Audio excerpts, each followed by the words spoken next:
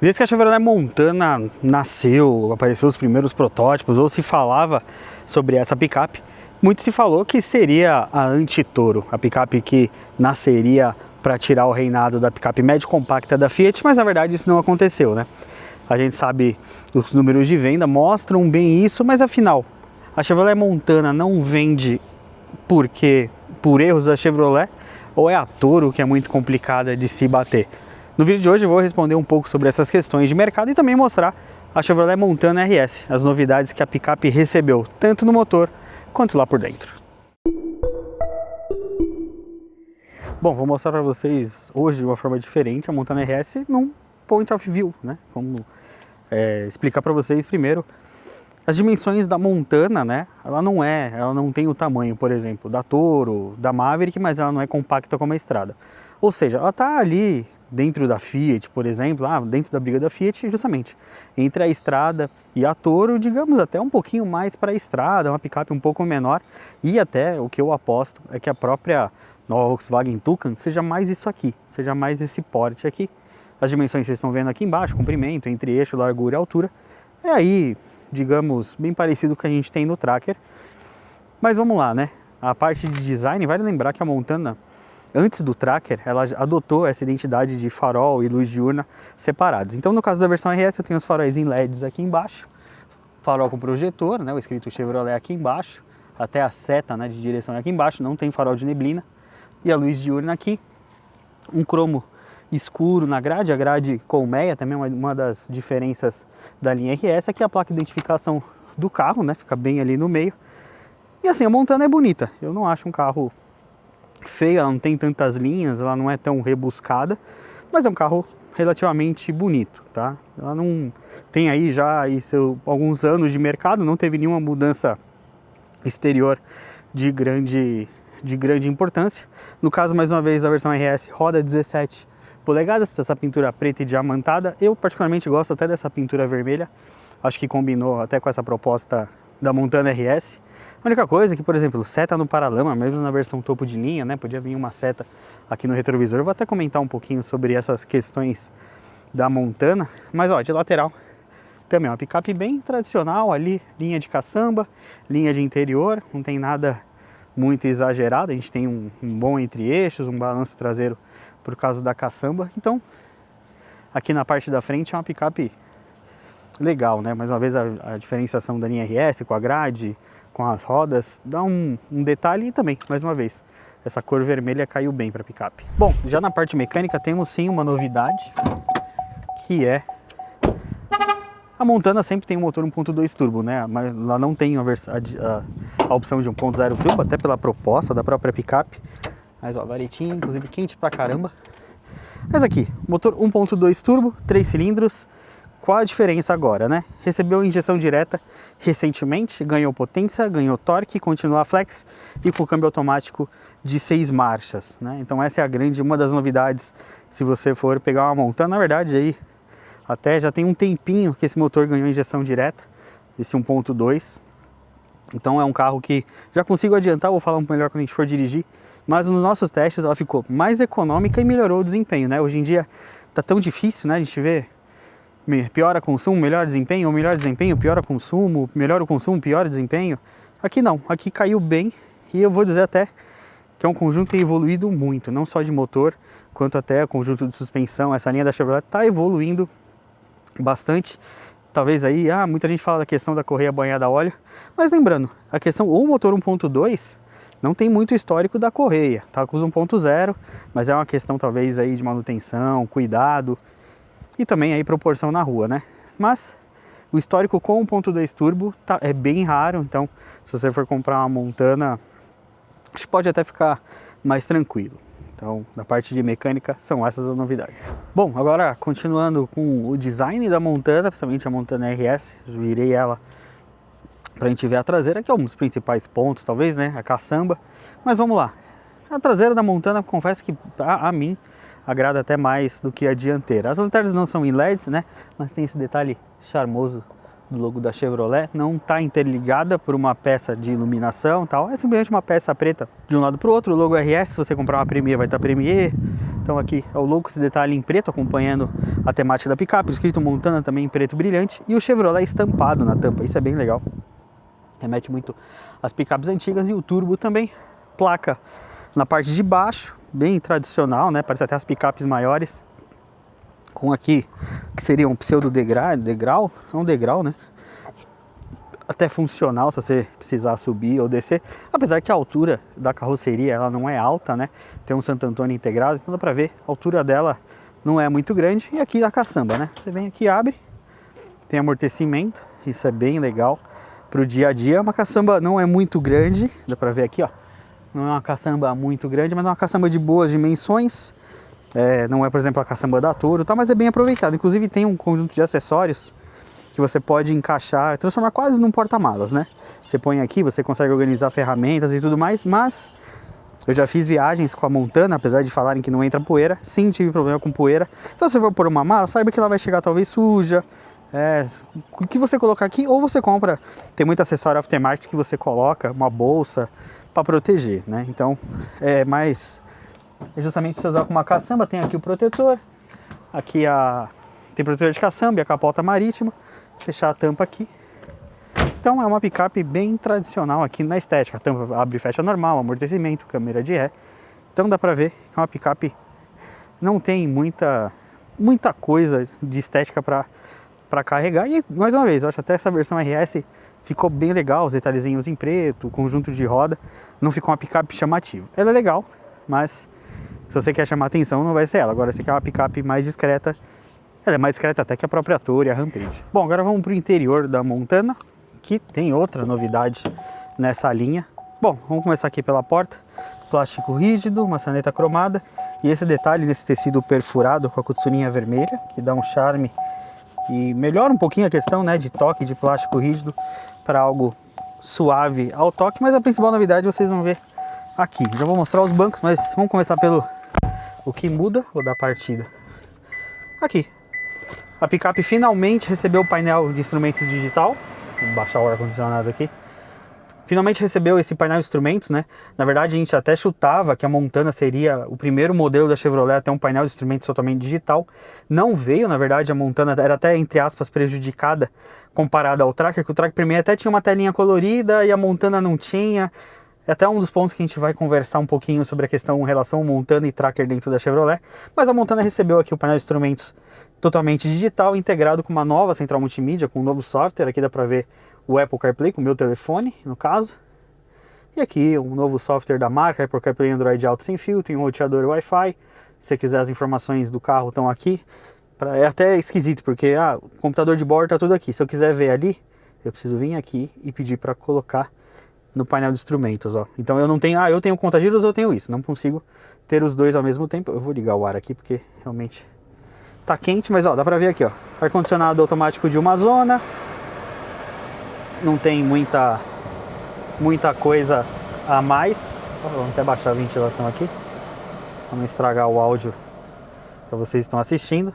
Mas é isso, essa aqui é uma das principais novidades dessa linha nova da Montana.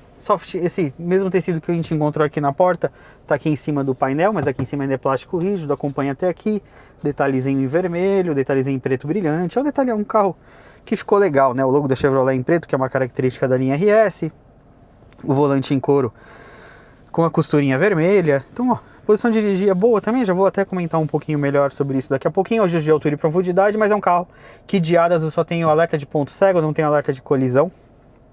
Então fica aí já uma questão nos equipamentos desse carro, que a gente vai conversar melhor. Não tenho retrovisor fotocrômico, mas eu tenho um carregador por indução, freio de estacionamento tradicionalzinho aqui, alavanca de câmbio também, chave presencial, e muita gente não sabe, ó, você pode guardar a chave do seu Chevrolet aqui, ó.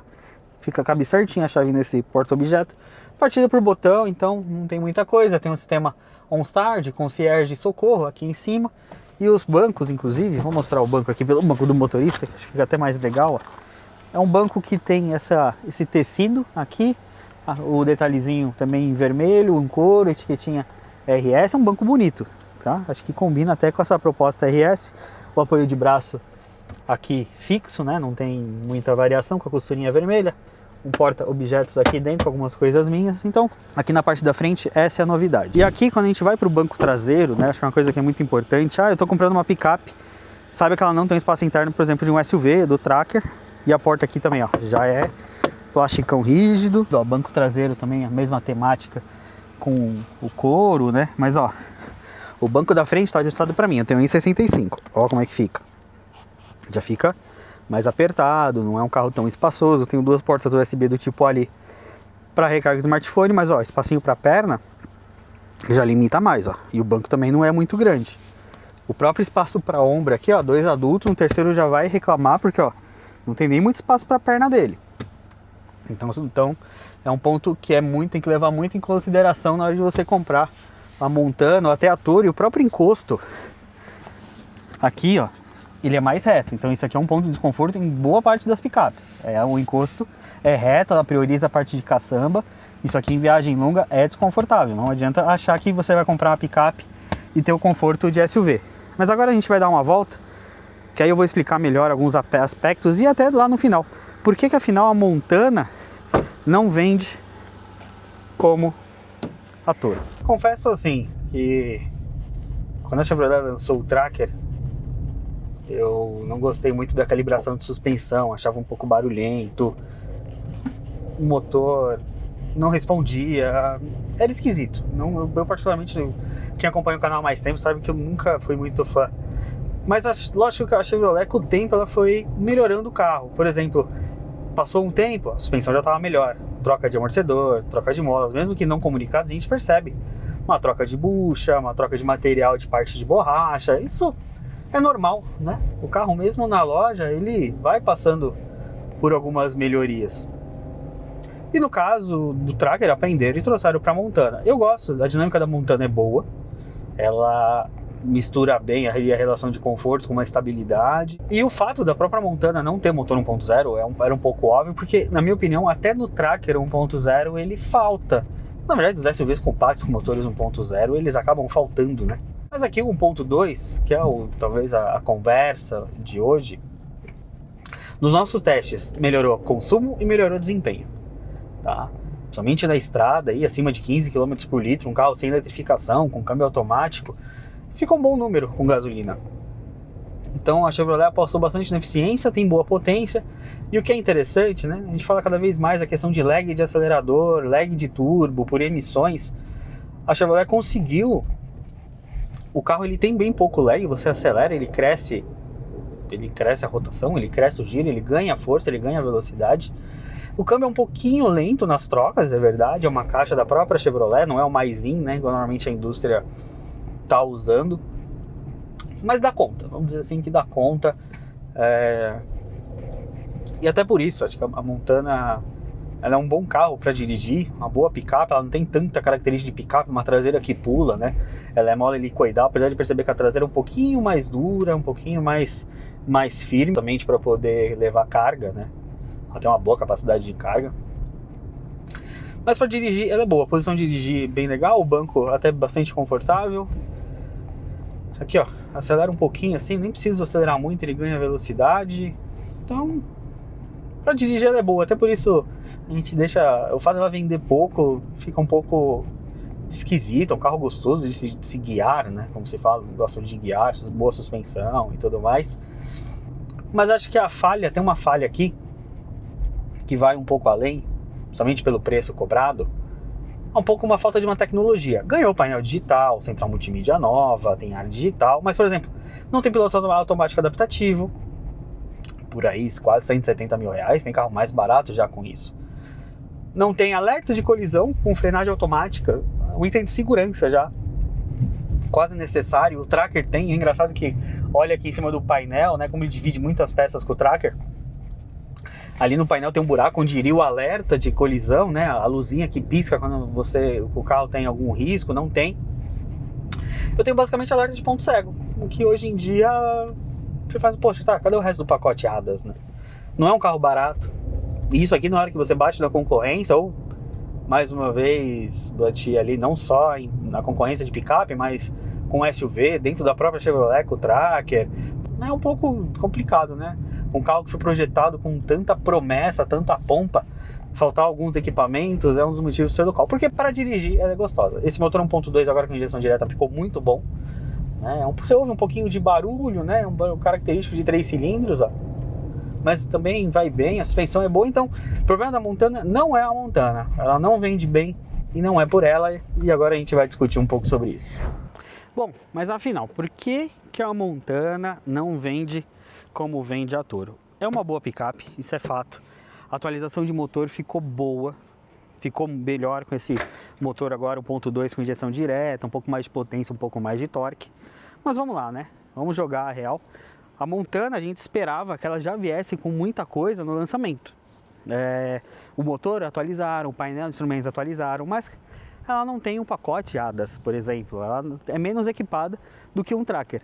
E o cliente que chega hoje na concessionária Chevrolet, aí na faixa dos seus 160, 170 mil reais, ele pode chegar até para olhar a Montana. Ele pode se interessar pelo estilo de picape, né? Tá tão na moda.